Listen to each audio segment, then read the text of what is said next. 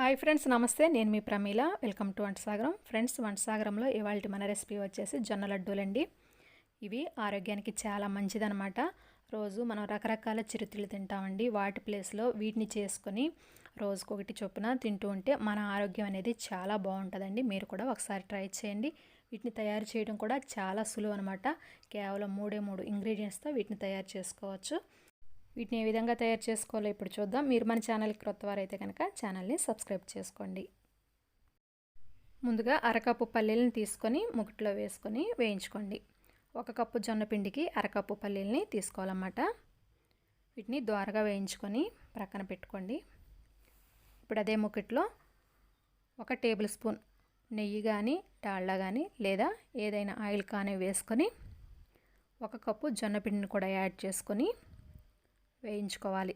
జొన్నపిండి పచ్చివాసన పోయేంత వరకు లైట్గా కలర్ చేంజ్ అవుతుంది అనిపించినప్పుడు స్టవ్ ఆఫ్ చేసుకోండి. ఇలా వేగిన తర్వాత వేరొక దానిలోకి ట్రాన్స్ఫర్ చేసుకోండి. ముకిట్లోనే ఉంచుకోవాలి అనుకుంటే కాసేపు ఇలా కలిదిప్పుకోండి.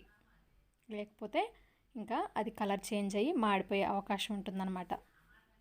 ఇప్పుడు ఒక చిన్న మిక్సీ జార్ తీసుకొని ముందుగా వేయించి పెట్టుకున్న పల్లీలని యాడ్ చేసుకొని ఫైన్ పౌడర్ లాగా బ్లెండ్ చేసుకోండి. ఇలా బ్లెండ్ చేసుకున్న తర్వాత 1 కప్పు జొన్న పిండికి 3/4 కప్పు బెల్లాన్ని తీసుకొని ఈ విధంగా తురుముకొని యాడ్ చేసుకోండి.